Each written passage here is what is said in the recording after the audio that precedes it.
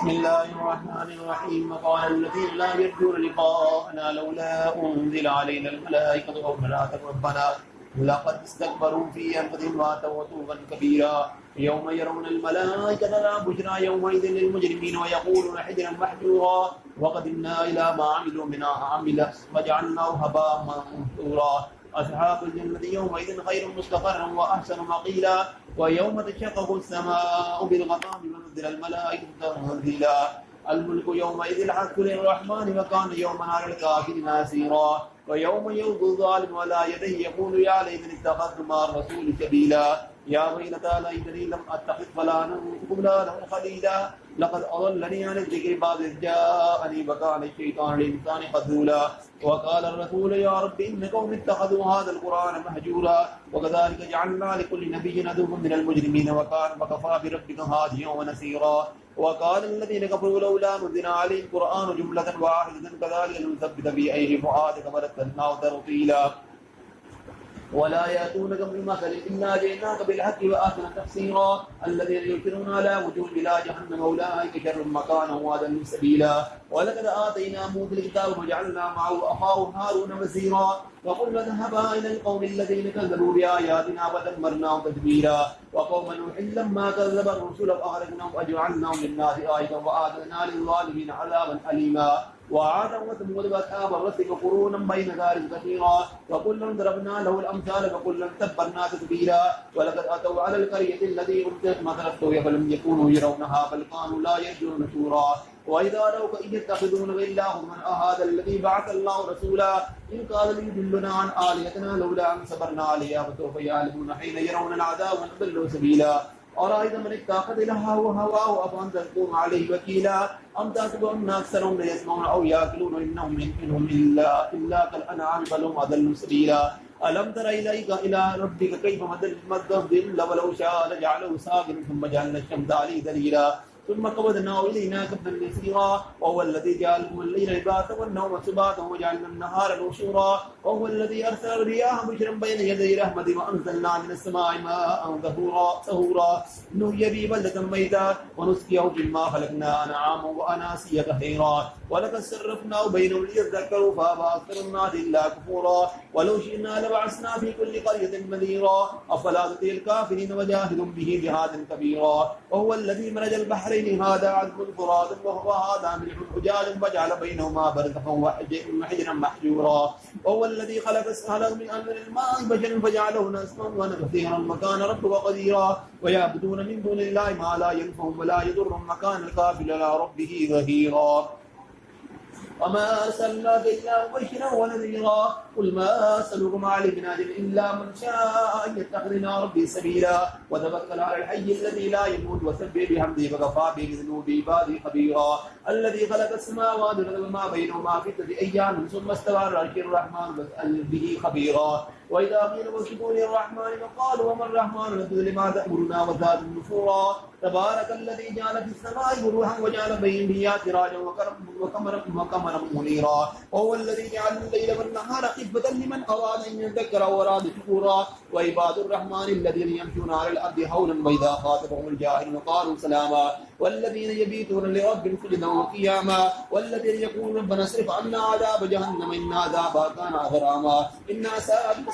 مستقرا ومقاما. والذين إذا أنفقوا لم يسرفوا ولم يقتروا وكان بين ذلك قواما. والذين لا يدعون مع الله إلها آخر ولا يقتلون نفسا الذي حرم الله إلا بالحق ولا يزنون ومن يفعل ذلك يلقى أثاما. يضاعف له العذاب يوم القيامة ويخلد به فيه مهانا إلا من تاب وآمن وعمل عملا صالحا فأولئك يبدل الله يأتيهم من سيئات حسنات وكان الله غفورا رحيما.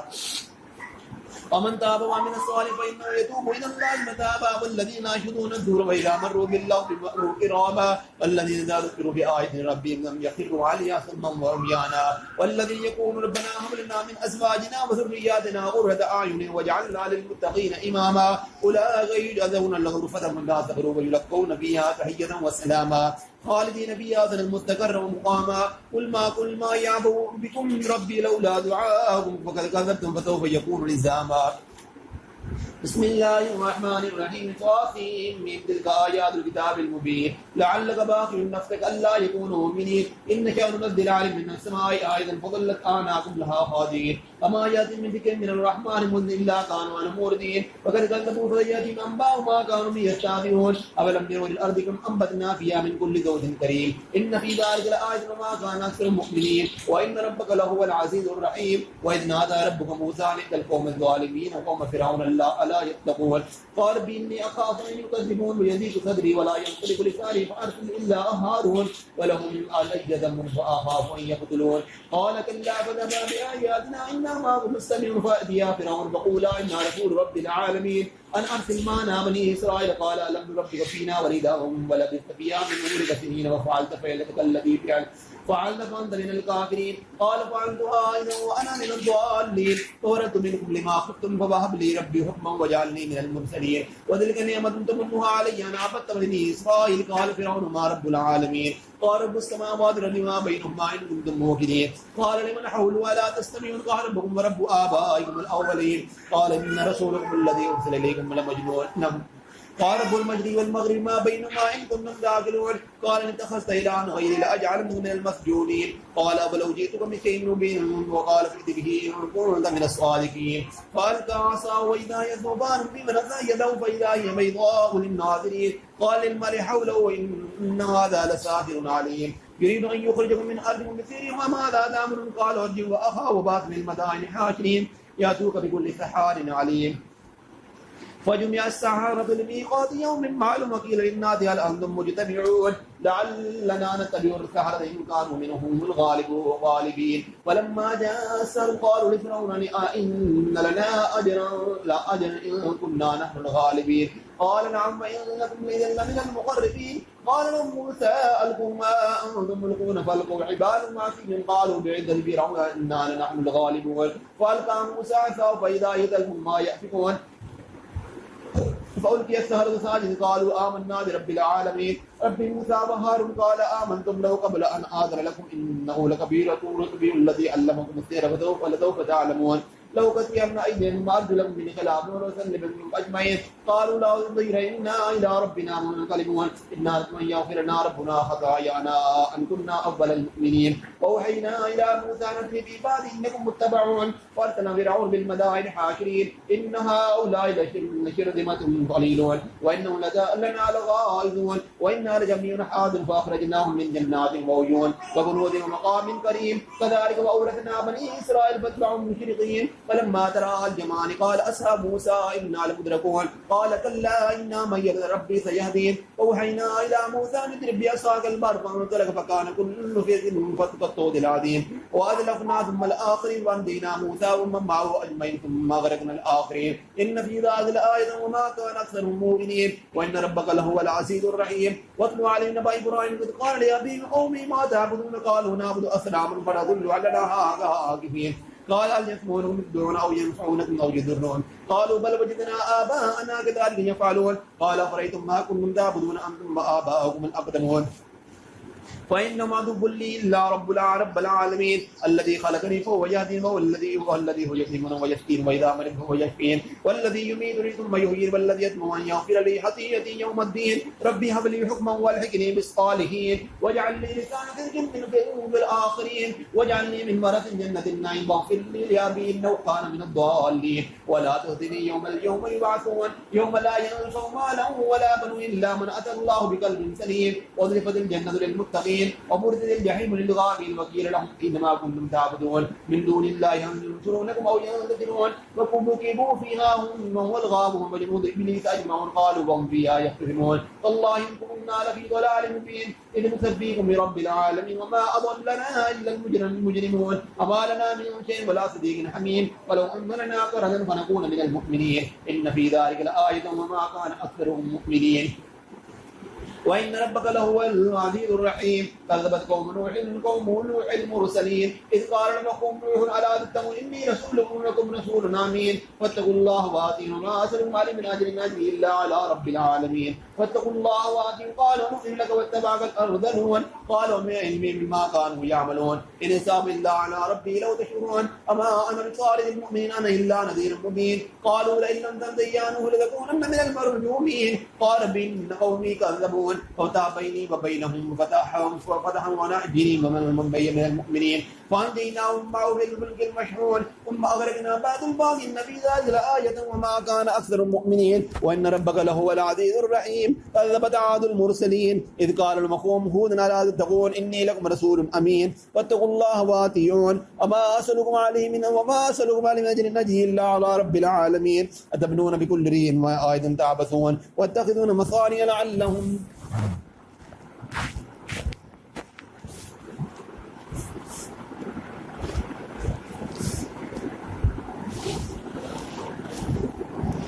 وما أسألكم عليه من أجر إلا على رب العالمين أتبنون بكل ريع آية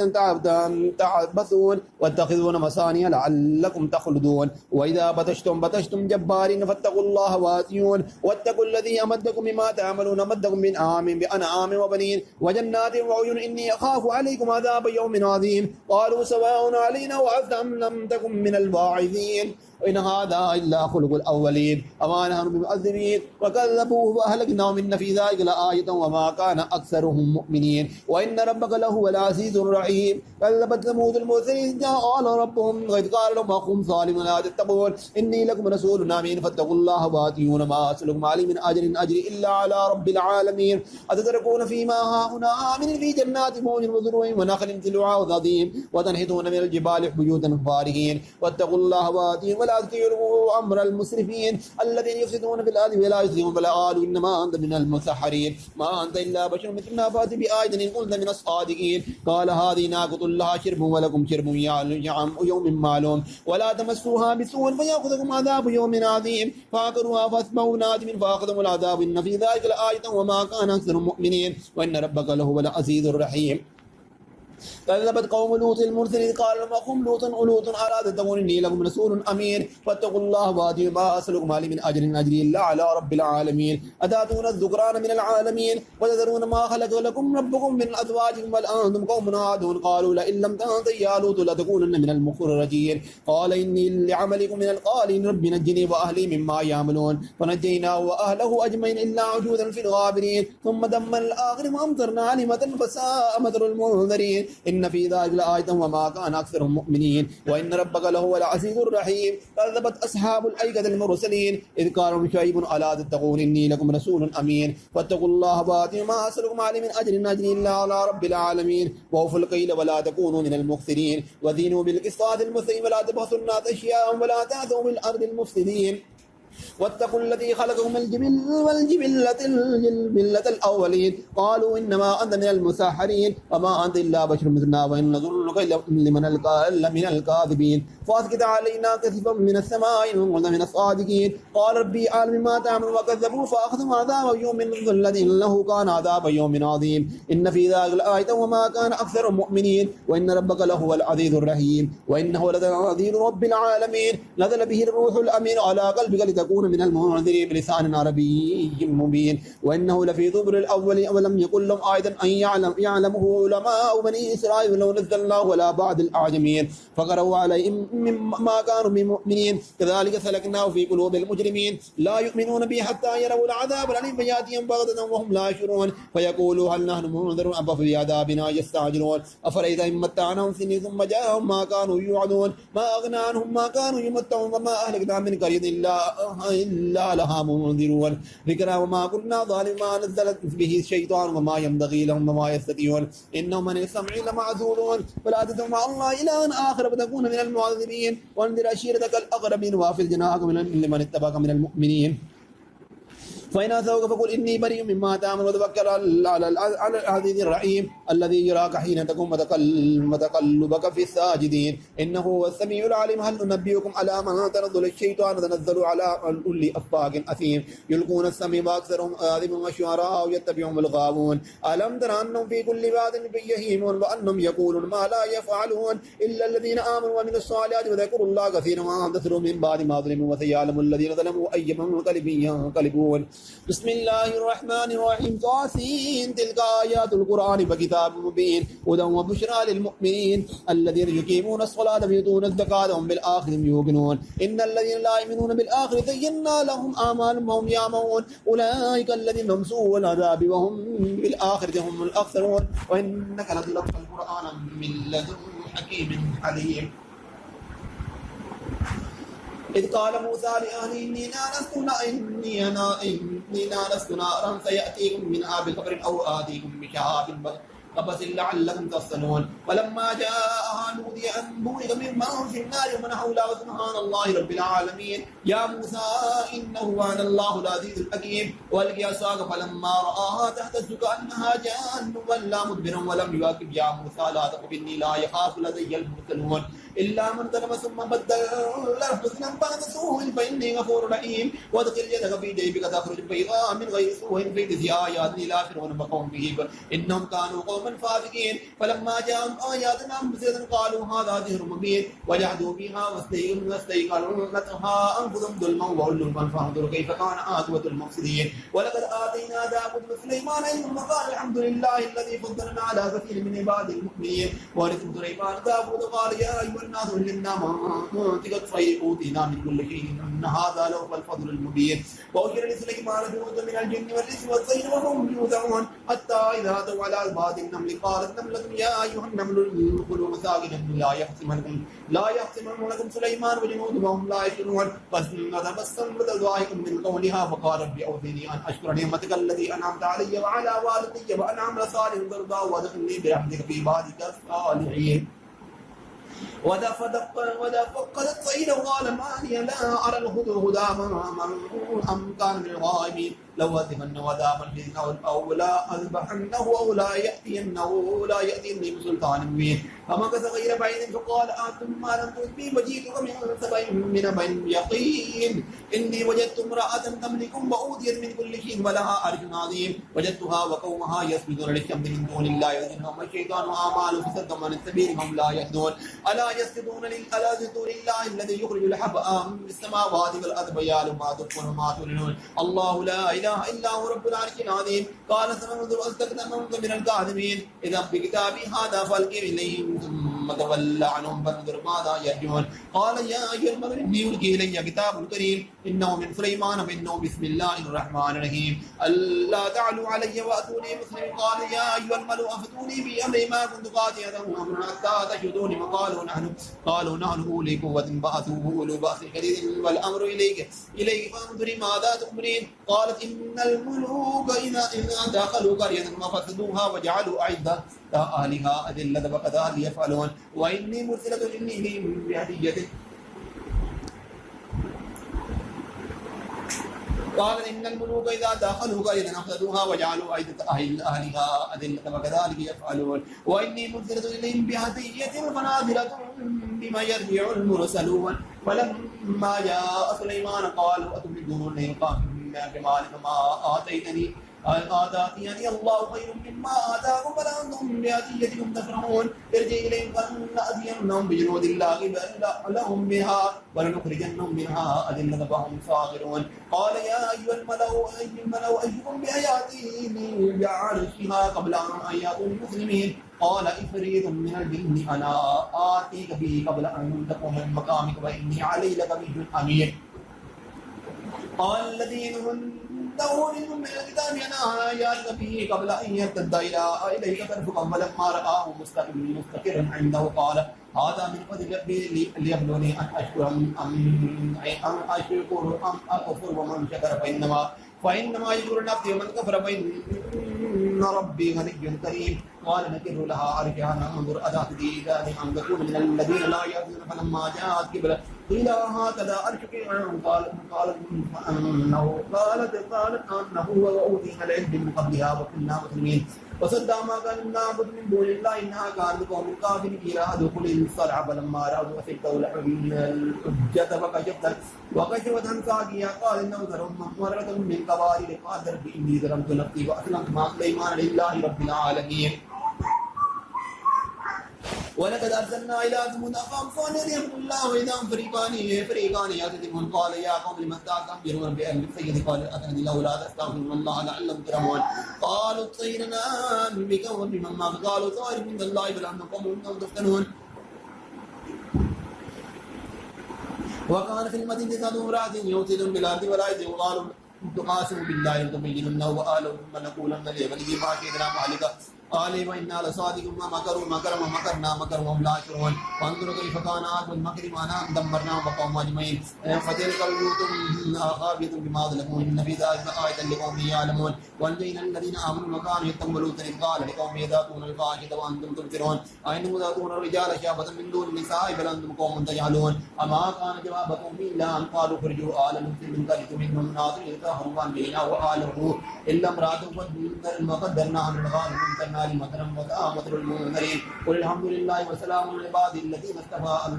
الله خير مما يشركون أمن خلق السماوات والأرض وأنزل لكم من السماء ماء فأنبتنا به حدائق وآدم ما كان لنا نفعل شجرها أإله مع الله بل هم قوم يعدلون أمن جعل الأرض قرارا وجعل خلالها أنهارا وجعل لها رواسي وجعل بين البحر حاجزا أإله مع الله بل أكثرهم لا يعلمون من يجيب الله أن يجيب المضطر إذا دعاه يكشف السوء ويجعل لكم خلفاء الأرض أإله مع الله قليلا ما تذكرون أمن يهديكم في ظلمات البر والبحر من يرسل الرياح بشرا بين يدي رحمته أإله مع الله تعالى الله عما يشركون أمن يبدأ الخلق ثم يعيده من يرزق من السماء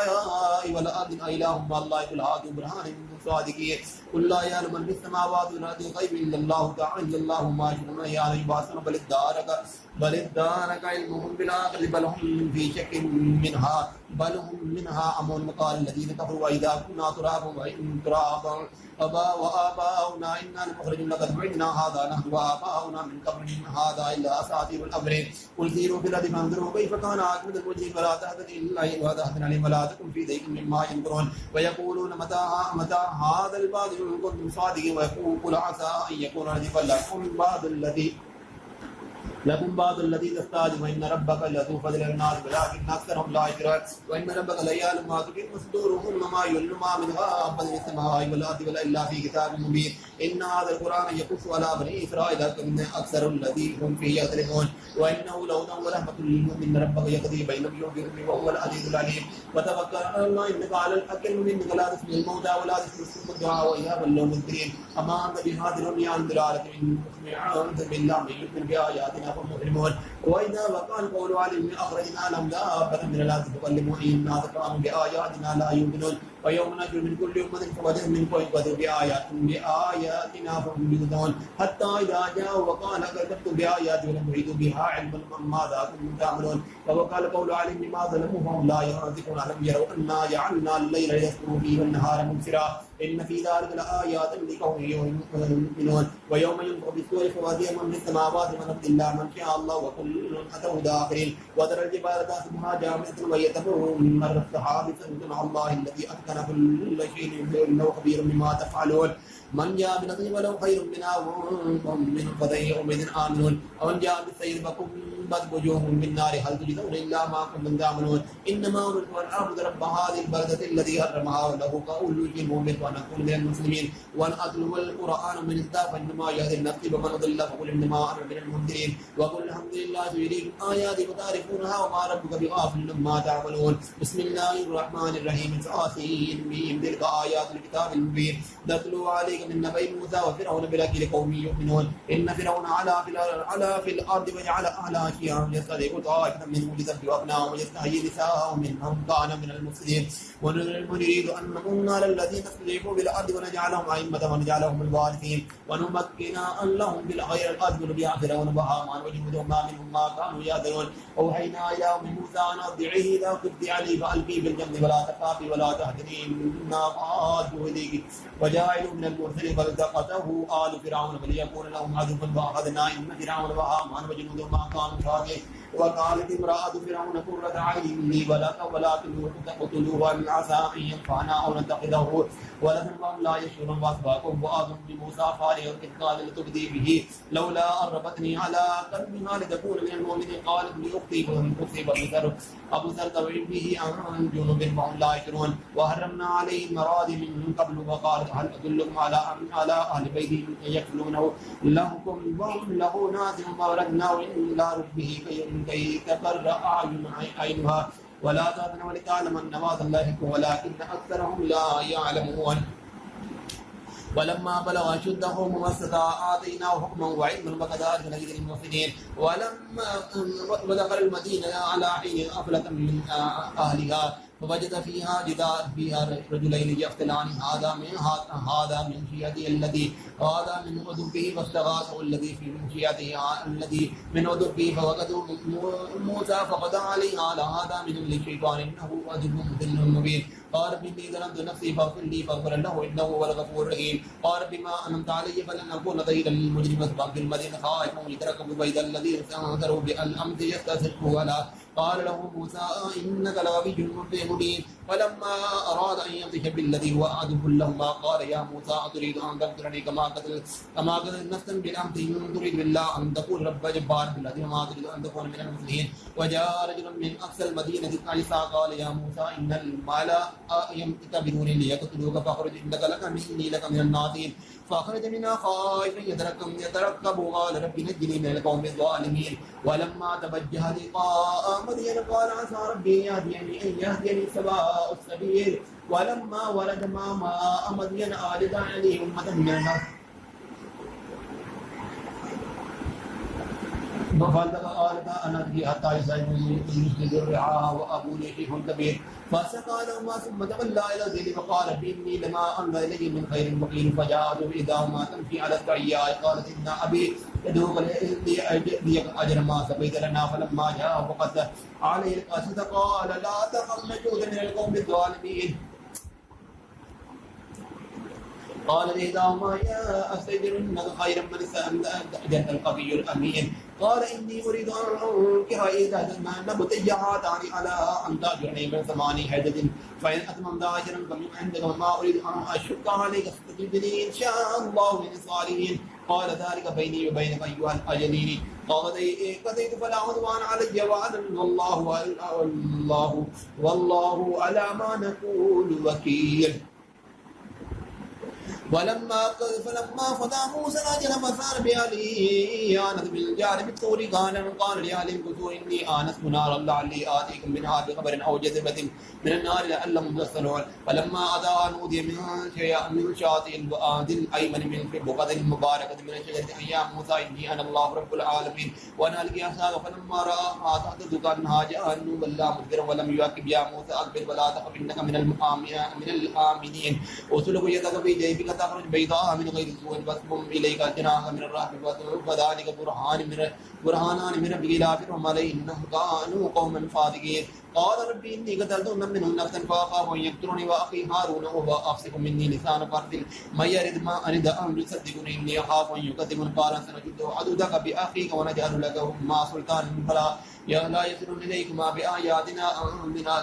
أنتما ومن اتبعكم الظالمون فلما جاء موسى بآياتنا بينات قالوا ما هذا إلا سحر مفتر فما سمعنا بهذا في آبائنا الأولين وقال موسى ربي أعلم من جاء بالهدى من عندهم أن تقول له أكبر إنه لا يكون الظالمون وقال فرعون يا أيها الملأ ما علمت لكم من إله غيري فأوقد لي يا هامان على الطين واجعل لي صرعا لعلي أرسل إلى آله موسى إلى إله موسى وإني لأظنه من الكاذبين واستكبر هو وجنوده من الأرض بغير الحق فظنوا أنهم إلينا لا يرجعون فأخذناه وجنوده فنبذناه بالجنب فانظر كيف كان عاقبة الظالمين وجعلناهم أئمة يدعون إلى النار يوم القيامة لا ينصرون واتبعناهم بهذه الدنيا لعنة ويوم القيامة هم من المقبوحين ولقد آتينا موسى الكتاب من بعد ما أهلكنا القرون الأولى بصائر الناس هدى ورحمة لعلهم يذكرون وما كنا بجانب الغرب إذ قضينا إلى موسى الأمر وما كنا من الشاهدين ولكننا أنشأنا قرونا فتداول عليهم الأمر وما كنا أصحاب في أهل مدين نتلو عليهم آياتنا ولكن كنا مرسلين وما كنت بجانب الطور إذ نادينا ولكن رحمة من ربنا من ربك لتنذر قوما ما آتاهم من نذير قبلك لعلهم يذكرون ولولا أن تصيبهم مصيبة منهم كما قدمت أيديهم فيقولوا ربنا لولا أرسلت إلينا رسولا فنتبع آياتي ونكون من المؤمنين فلما جاءهم الأمر من عندنا قالوا لولا أوتي موسى وما أوتي موسى ولم أكفروا بما أوتي موسى من قبل وقالوا سحران تظاهروا وقالوا إنا بكل كافرون قل فأتوا بكتاب من الله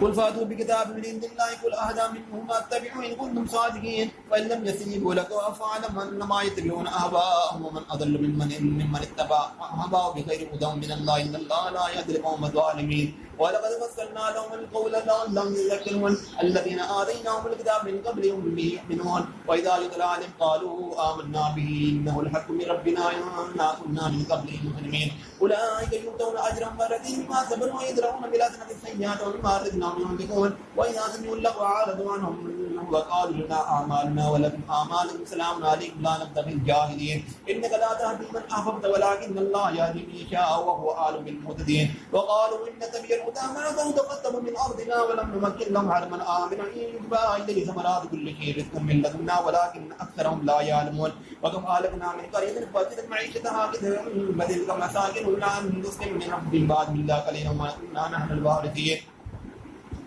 أما كان ربكم مهلك القرى حتى يبدلهم يا رسول أن يتلو عليه آياتنا وما كنا مهلك القرى إلا وأهلها ظالمون وما أوتيتم من شيء ومتاع الحياة الدنيا وزينتها وما عند الله خير وأبقى فلا تأكلون أفمن بعدنا وعدا حسنا لا يأتيكم من متعنا ومتاع الحياة الدنيا ثم هو يوم القيامة من المحضرين ويوم ينادي يقول أين شركائي الذين كنتم تدعون قال الذين أقالوا القول ربنا هؤلاء الذين أغويناكم كما أغوينا تبرأنا إليكم ما كانوا إيانا يعبدون وقيل ادعوا شركاء فدعوهم فلم يستجيبوا لهم ورأوا العذاب لو أنهم كانوا يهتدون ويوم ينادي فيقول ماذا أجبتم المرسلين فعميت عليهم الأنباء يومئذ وهم لا يتساءلون فأما من تاب وآمن وعمل صالحا فعسى أن يكون من المفلحين وربك يخلق ما يشاء ويختار ما كان لهم الخيرة سبحان الله تعالى عما يشركون وربك يعلم ما تكن صدورهم وما يعلنون وهو الله لا إله إلا هو له الحمد بالأولى والآخر وله الحكم ومن إليه ترجعون قل أرأيتم إن جعل الله عليكم الليل سرمدا إلى يوم القيامة من إله غير الله يأتيكم برجال أفلا تسمعون قل أرأيتم إن جعل الله عليكم النهار سرمدا إلى يوم القيامة من إله غير الله يأتيكم بليل تسكنون فيه أملا من الرحمة جعل لكم الليل والنهار تسكنوا فيه ولتبتغوا من فضله لعلكم تشكرون ويوم ينادي ويقول أين شركائي الذين كنتم تزعمون ونزعنا من كل أمة شهيدا فقلنا هاتوا برهانكم فعلموا أن الحق لله وضل عنهم ما كانوا يفترون إن قارون كان من قوم موسى وبغى عليهم وآتيناه من الكنوز ما إن مفاتيح ولتكنوا بالعصبة أولي القوة إذ قال له قومه لا تفرح إن الله لا يحب الفرحين وابتغ فيما آتاك الله الدار الآخرة ولا تنس نصيبك من الدنيا وأحسن كما أحسن الله إليك ولا تبغي الفساد في الأرض إن الله لا يحب المفسدين قال إنما أوتيته على علم عندي أولم يعلموا أن الله قد أهلك من قبله من القرون من هو أشد منكم قوة وأكثر جمعا ولا يتنزل بهم المجرمون قال فخرج على قومه في زينته قال الذين يريدون الحياة الدنيا لنا مثل ما أوتي قالوا إنه لذو حظ عظيم وقال الذين أوتوا العلم بكم ويلكم ثواب الله خير لمن آمن وعمل صالحا ولا يلقاها إلا الصابرون وكتبنا في الدار الآخر ما كان لهم من فئة ينصرون من دون الله وما كان من المنتصرين وأصبح الذين تمنوا مكانه من أمس يقولون ويك أن الله بسرعة من شان بعد يقدر لولا أمن الله ولئن خذف بنا وكيل إنه لا يبلغ الكافرون تلك الدار الآخرة نجعلها للذين لا يريدون علوا في الحياة ولا فساد ولا عاقبة للمتقين من جاء بالحسنة فله خير منها وما من جاء بالسيئة فلا يجزى الذين عملوا السيئات إلا ما كانوا يعملون إن الذي فرض عليك القرآن لرادك إلى ما تقول ربي أعلم من جاءك بالهدى ومن هو في ضلال مبين أما كنت ترجو لم ترجو أن يلقى إليك الكتاب إلا رحمة بربك فلا تكونن ظهيرا للكافرين ولا يصدنك عن آيات الله بعد إذ جاءكم في ذلك وادعه إلى ربك ولا تكونن من المشركين ولا تدعو مع الله إلها آخر لا إله إلا هو كل شيء هالك إلا وجه له الحكم وإليه ترجعون بسم الله الرحمن الرحيم ألف لام ميم أحسب الناس أن يتركوا أن يقولوا آمنا وهم لا يفتنون ولقد فتنا الذين من قبل فليعلمن الله الذين صدقوا ولا يعلمن الكاذبين أما حسب الذين يعملون السيئات أن يسبقونا ساء ما يحكمون من كان يرجو لقاء الله فإن أجل الله لآت وهو السميع العليم ومن جاهد فإنما يجاهد نفسه إن الله لغني عن العالمين والذين آمنوا وعملوا الصالحات لنكفرن عنهم سيئاتهم ولنجزينهم أحسن الذي كانوا يعملون وصينا الإنسان بوالديه حسنا وإن جاهداك لتشرك بما ليس لك به علم فلا تطعهما إلي مرجعكم ونبئكم بما كنتم تعملون والذين آمنوا وعملوا الصالحات لندخلنهم في الصالحين ومن الناس من يقول آمنا بالله فإذا أوذي لله جعل فتنة للناس العذاب بالله ولئن جاء نصر من ربك ليقولن إنا كنا معكم وليس الله بعالم بما في صدور العالمين ولا يعلمن الله الذين آمنوا ويعلمن المنافقين وقال الذين كفروا للذين آمنوا اتبعوا سبيلنا ولا نحمل خطاياهم وما هم بحاملين ومن خطاياهم من دين إنهم لكاذبون ولا يحملون أثقالا مع أثقالهم ولا يسألون يوم القيامة مما كانوا يفترون ولقد أرسلنا نوحا إلى قومه فلبث فيهم ألف سنة إلا 50 عاما فأخذهم الطوفان وهم ظالمون فأنجيناه وأثبتنا فيهم وجعلناها آية للعالمين وإبراهيم إذ قال لقومه اعبدوا الله واتقوه ذلك خير لكم إن كنتم تعلمون إنما تعبدون من دون الله أوثانا وتخلقون رزقا إن الذين تعبدون من دون الله لا يملكون لكم رزقا فابتغوا عند الله رزقا واعبدوه واشكروه له إليه ترجعون وإن تكذبوا فقد كذبوا من قبلكم فما على الرسول إلا البلاغ المبين أولم يروا كيف يبدي الله الخلق ثم يعيده إن ذلك على الله يسير قل سيروا في الأرض فانظروا كيف بدأ الخلق ثم الله ينشئ السماوات والأرض إن الله على كل شيء قدير يعذب الله من يشاء ويرحم من يشاء وإليه تغلبون أما أنتم بموجودين في الآخرة ولا في السماء ما لكم من دون الله من ولي ولا نصير والذين كفروا بآيات الله بلقاء أولئك يئسوا من رحمته وأولئك لهم عذاب أليم فما كان جواب قوم إلا أن قالوا اقتلوا أو احرقوا فأنجاه الله منا إن في ذلك لآيات لقوم يؤمنون وقال إنما اتخذتم من دون الله أوثانا مودة بينكم في الحياة الدنيا يوم القيامة ثم يوم القيامة يكفر بعضكم ببعض ويلعن بعضكم بعضا ومأواكم النار ومأواكم الناصرين أما من آمن له لوط وقال إني مهاجر إلى ربي إنه هو العزيز الحكيم ووهبنا له إسحاق ويعقوب وجعلنا في ذريته النبوة والكتاب وآتيناه أجره في الدنيا وإنه في الآخرة لمن الصالحين ولوطا إذ قال لقوم إنكم لتأتون الفاحشة ما سبقكم بها من أحد من العالمين إنكم لتأتون الرجال وتقطعون السبيل وتأتون في ناديكم المنكر وما كان جواب قوم إلا أن قالوا ائتنا بعذاب الله إن كنت من الصادقين ربي انصرني على القوم المفسدين ولما جاءت رسلنا إبراهيم بالبشرى قالوا إنا مهلكوا أهل هذه القرية إن أهلها كانوا ظالمين قال إن فيها لوطا قالوا نحن أهلنا وفيها لننجينه وأهلكه إلا امرأته كانت من الغابرين ولما جاءت رسلنا لوطا سيء بهم وضاق بهم ذرعا وقالوا لا تخف ولا تحزن إنا منجوك وأهلك إلا امرأتك كان من الغابرين إنا منزلون على أهل هذه القرية رزقا من السماء بما كانوا يفسقون ولقد تركنا منها آية بينة لقوم يعقلون وإلى مدين أخاهم شعيبا قال يا قوم اعبدوا الله وارجوا اليوم الآخر ولا تعثوا في الأرض المفسدين فكذبوه فنجيناه وكذبوه فأخذهم الرجفة وأصبحوا في دارهم جاثمين وعاد ثمود وقد تبين لكم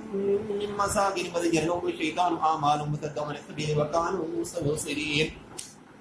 وقارون فرعون وهامان ولقد جاء موسى بالبينات واستكبروا بالارض وما كانوا سابقين فكلنا اخذنا بذنبهم فمنهم من ارسلنا عليه عاتبا ومنهم من اخذته السيئه ومنهم من خسفنا به الارض ومنهم من اغرقنا وما كان الله ليظلمهم ولكن كانوا انفسهم يظلمون مثل الذين اتخذوا من دون الله اولياء كمثل العنكبوت اتخذتم بيتا وانها اوهن البيوت لبيت العنكبوت لو كانوا يعملون ان الله يعلم ما يدعون من دون الله من شيء وهو العزيز الحكيم تلك الامثال نضربها للناس وما ياكلها الا العالمون خلق الله السماوات والارض لكن في ذلك لآيات للمؤمنين اتل ما اوحي اليك من الكتاب واقم الصلاه ان الصلاه تنهى عن الفحشاء والمنكر ولذكر الله الاكبر والله اكبر والله يعلم ما تصنعون.